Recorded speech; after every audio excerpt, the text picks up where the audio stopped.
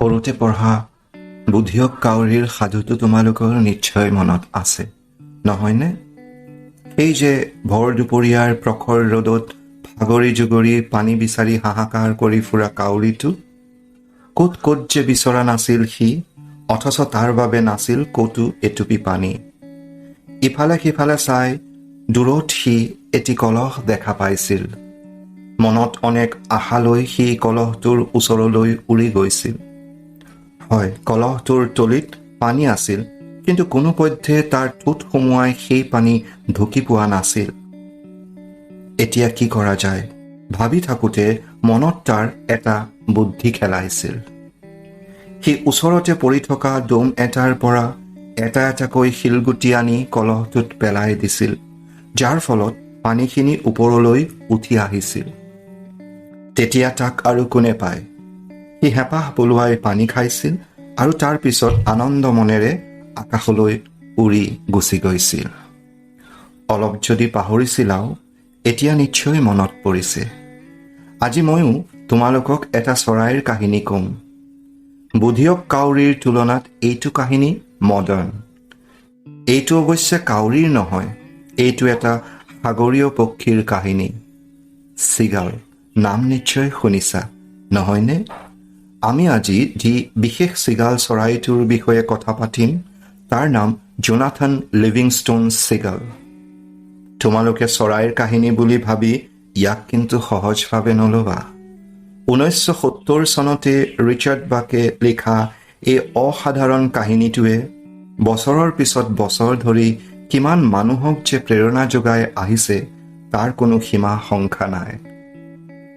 ভদ্ৰলোকৰ খেল ক্ৰিকেটৰ আমি চিনি পোৱা আটাইতকৈ ভদ্ৰলোকজন অৰ্থাৎ ৰাহুল দ্ৰাৱিড়ে তেওঁৰ বিভিন্ন ইণ্টাৰভিউত এই জোনাথন লিভিংষ্টন চিগাল নামৰ কিতাপখনৰ কথা কয়। তেওঁ কয়, জীৱনৰ বিভিন্ন সময়ত এই কিতাপখনে তেওঁক কিদৰে উদ্বুদ্ধ কৰি তুলিছিল আৰু নতুন প্ৰজন্মক জীৱনত অন্ততঃ এবাৰ কিতাপখন পঢ়িবলৈ আহ্বান জনায়। তোমালোকৰ চাগে কিতাপখনৰ কাহিনীটো জানিবৰ বৰ মন গৈছে, নহয়নে? চিন্তা নকৰিবা, মই খুব চমুকৈ কিতাপখনৰ কাহিনীটো তোমালোকক ক'ম। শুনিবলৈ বাৰু এতিয়া তোমালোক ৰেডিনে? Okay, let's start. এখন সাগৰৰ পাৰত এজাক চিগাল চৰায়ে সমাজ পাতি বাস কৰিছিল। জীৱন মানে সিহঁতৰ বাবে আছিল খোৱা আৰু জীয়াই থকা।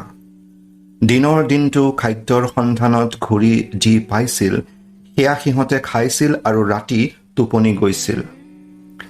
এনে এটি গতানুগতিক জীৱন কটাবলৈ জোনাথন লিভিংষ্টন কিন্তু মুঠেই আগ্ৰহী নাছিল।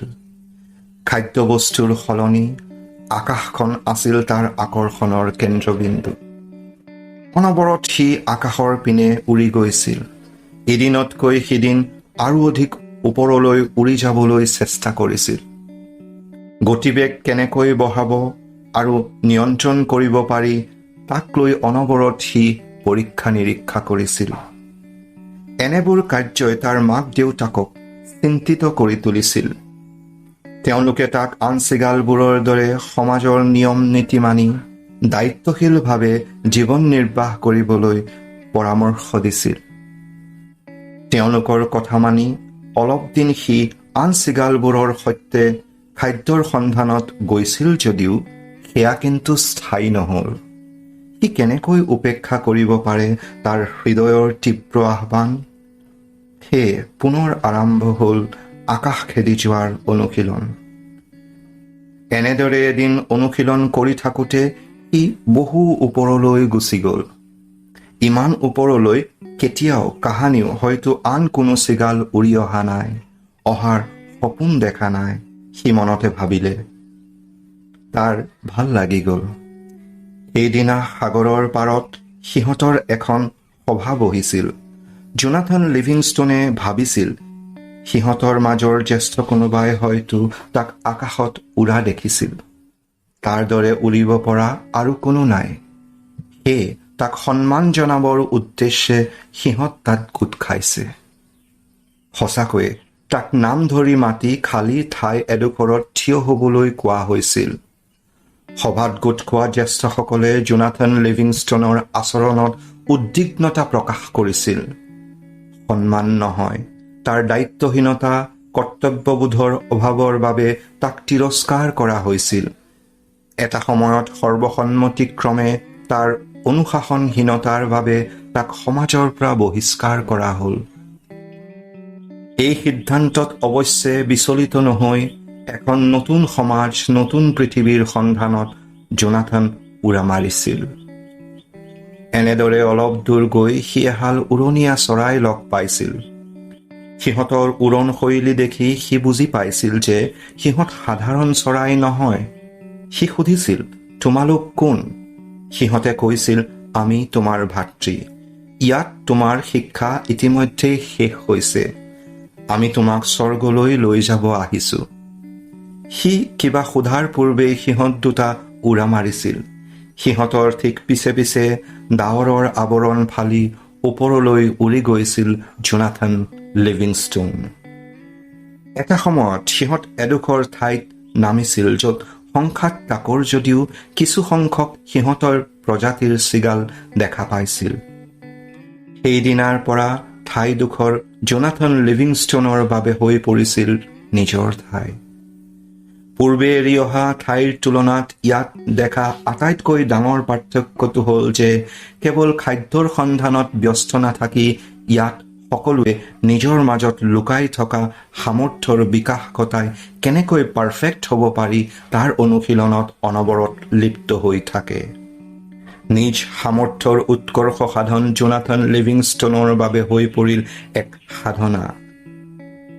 সি চিয়াঙৰ ৰূপত লাভ কৰিলে এক অভিজ্ঞ মেণ্টৰ, যাৰ তত্বাৱধানত এটা এটাকৈ পূৰ্বৰ ত্ৰুটিসমূহ আঁতৰাই সি ক্ৰমশ পাৰফেকশ্যনৰ দিশত অগ্ৰসৰ হ'ল। চিয়াঙৰ এটা বৈশিষ্ট্য আছিল, সি মুহূৰ্তৰ ভিতৰতে অদৃশ্য হৈ হঠাৎ দূৰৰ ক'ৰবাত দৃশ্যমান হ'ব পাৰে। এদিন জোনাথন লিভিংষ্টনে সেই কলাও শিকি পেলালে। সেইদিনা চিয়াঙে ক'লে, তোমাৰ শিক্ষা সম্পূৰ্ণ হৈছে। এতিয়া তুমি পূৰ্বৰ ঠাইখনলৈ উভতি গৈ মৰম আৰু গভীৰ আন্তৰিকতাৰে এই শিক্ষা বিলাই দিব লাগিব। এই বুলি শুভকামনা জনাই চিয়াং অদৃশ্য হৈ গ'ল। তাৰ পিছত কিন্তু চিয়াঙক সেই ঠাইত পুনৰ দেখা পোৱা নগ'ল। জোনাথন লিভিংষ্টনে চিয়াঙৰ অনুৰোধ মৰ্মে তাৰ পূৰ্বৰ ঠাইখনলৈ উৰা মাৰিলে। বাটত সি লগ পালে ফ্লেচাৰ নামৰ অন্য এটি চিগাল, যাক অনবৰত ওপৰলৈ উৰাৰ গতিবেগ বঢ়োৱাৰ অনুশীলনত লাগি থকাৰ বাবে তাৰ দৰে সমাজৰ পৰা ইতিমধ্যে বহিষ্কাৰ কৰা হৈছে। সেইদিনাৰ পৰা জোনাথনে ফ্লেচাৰক প্ৰশিক্ষণ দিয়াৰ দায়িত্ব ল'লে। অলপ দিনৰ ভিতৰত সমাজ বহিষ্কৃত আন 6টা চিগালেও জোনাথনৰ ওচৰত প্ৰশিক্ষণ ল'বলৈ আৰম্ভ কৰিলে। এদিন জোনাথনে সিদ্ধান্ত ল'লে যে সিহঁত পুৰণি ঠাইখনলৈ উভতি যাব। নৱাগতসকল প্ৰথমতে কিন্তু প্ৰস্তুত নহ'ল, কিয়নো সমাজ বহিষ্কৃতসকল পুনৰ সেই সমাজলৈ উভতি যোৱাৰ কোনো নিয়ম নাই। নতুন নিয়ম আমি গঢ়িম, জোনাথন লিভিংষ্টনে ক'লে আৰু ডেউকা পহাৰি চিনাকি ঠাইখনলৈ উৰা মাৰিলে। পিছে পিছে তাৰ প্ৰশিক্ষাৰ্থীসকল। এটা সময়ত সাগৰৰ দাঁতিৰ লক্ষ্যস্থানত উপনীত হৈ সিহঁতে প্ৰদৰ্শন কৰিলে অভিনৱ ক্ৰিয়া কৌশল। সিহঁতৰ এনে কাৰ্য সকলোৱে তধা লাগি চালে। বয়সত ডাঙৰসকলে সৰুবোৰক এনে ক্ৰিয়া কৌশল চোৱাত বাধা দিলে জানোচা সিহঁত বিপথে পৰিচালিত হয়। কিন্তু সেয়াটো জীৱনত কেতিয়াও নেদেখা এক বিৰল দৃশ্য। নোচোৱাকৈ কোন থাকিব পাৰে? এটা সময়ত জোনাথন ফ্লেচাৰহঁত অলপ আঁতৰলৈ গৈ জিৰণি লৈছিল। তেনেদৰে জিৰণি লওঁতেই সিহঁতৰ ওচৰলৈ সিহঁতে প্ৰদৰ্শন কৰা কলা শিকিবলৈ আগ্ৰহী কেইবাটাও চিগাল উৰি আহিছিল। জোনাথনে সেই মুহূৰ্তৰ পৰাই প্ৰশিক্ষণ আৰম্ভ কৰি দিছিল। দিন বাগৰাৰ লগে লগে জোনাথনৰ ছাত্ৰৰ সংখ্যা ক্ৰমশ বাঢ়ি গৈ থাকিল।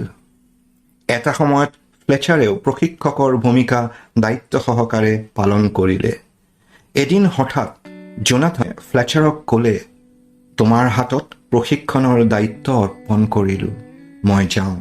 দূৰ ক'ৰবাত মোৰ বাবে আন এক ফ্লেচাৰে অপেক্ষা কৰি আছে। সেই যে জোনাথন লিভিংষ্টন ছিগাল উৰি গ'ল, তাক আৰু পুনৰ সেই ঠাইত কেতিয়াও দেখা পোৱা নগ'ল। অৱশ্যে তাৰ অনন্য অসামান্য আদৰ্শ বহুতৰ বাবে প্ৰেৰণাৰ উৎস হৈ ৰ'ল। ৰিচাৰ্ড বাকৰ জোনাথন লিভিংষ্টন ছিগালৰ কাহিনীটো ইয়াতেই শেষ। এই সহজ সৰল কাহিনীটোৰ মাজত কিন্তু লুকাই আছে কেইবাটাও গুৰুত্বপূৰ্ণ বাৰ্তা। আহাচোন এবাৰ চাওঁ সেইকেইটানো কি কি। প্ৰথমতে আমি সকলোৱে উপলব্ধি কৰা উচিত যে আমাৰ জীৱনৰ উদ্দেশ্য গতানুগতিক কৰি যোৱা কামবোৰৰ অনেক ঊৰ্ধত। সেই উদ্দেশ্য আমাৰ স্পষ্ট হ'ব লাগিব।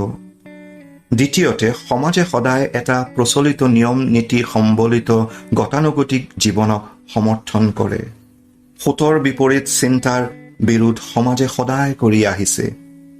আমাক জোনাথন লিভিংষ্টন ছিগালৰ সাহস লাগে। তৃতীয়তে, সফলতাৰ বাট মসৃণ নহয়। এই বাটত অগ্ৰসৰ হ'বলৈ নিৰন্তৰ অনুশীলন, কঠোৰ পৰিশ্ৰমৰ উপৰিও প্ৰয়োজন হয় এক অদম্য স্পৃহা, প্ৰচণ্ড মানসিক দৃঢ়তা।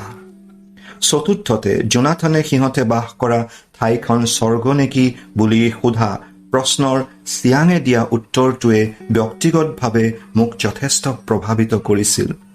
বিশ্বাস কৰা হয় যে স্বৰ্গ সময়ৰ ধাৰণাৰ পৰা মুক্ত। এই ঠাইখনো মুক্ত, কিয়নো ইয়াত প্ৰত্যেকেই পাৰফেকশ্যনৰ আশাত নিজ কামত এনেদৰে নিমজ্জিত হৈ আছে যে সময়ৰ প্ৰভাৱ তেওঁলোকৰ ওপৰত শূন্য। অৰ্থাৎ আমি যদি অন্তৰেৰে সৈতে বিচৰা কামটোত পাৰফেক্ট হ'বলৈ আত্মনিয়োগ কৰোঁ, আমি সময়ৰ প্ৰভাৱ অতিক্ৰমি স্বৰ্গসুখ লাভ কৰিবলৈ সক্ষম হ'ম। শেষত, জ্ঞান বিদ্যা বুদ্ধিৰ আমাৰ ব্যক্তিগত সম্পত্তি নহয়, গতিকে তাক লৈ গৰ্ব অহংকাৰ কৰাটো অৰ্থহীন। এই জ্ঞান বিদ্যা বুদ্ধি আমি আহৰণ কৰোঁ মুক্ত মনেৰে তাক আনৰ মাজত বিলাই দিবলৈ। আচলতে সেয়াই প্ৰকৃত জ্ঞান। এতিয়া কোৱাচোন কাহিনীটো কেনেকুৱা লাগিল? যদি ভাল লাগিল, ভিডিঅ'টো প্লিজ শ্বেয়াৰ কৰিবা। ইম্পৰ্টেণ্ট যেন লাগিলে চেনেলটো ছাবস্ক্ৰাইব কৰিবা।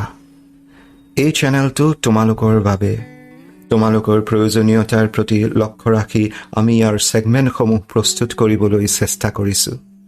তোমালোকেনো কি বিচাৰা সেইটো তলৰ কমেণ্ট বক্সত আমাক জনাবাচোন। শেষত তোমালোকেও জোনাথন লিভিংষ্টনৰ দৰে পাখি মেলি উৰি যোৱা আৰু বেগেৰে আৰু ওপৰলৈ তোমালোকৰ যাত্ৰা হওক একক আৰু অনন্য। আমাৰ ফালৰ পৰা তোমালোকলৈ অলেখ শুভকামনা থাকিল।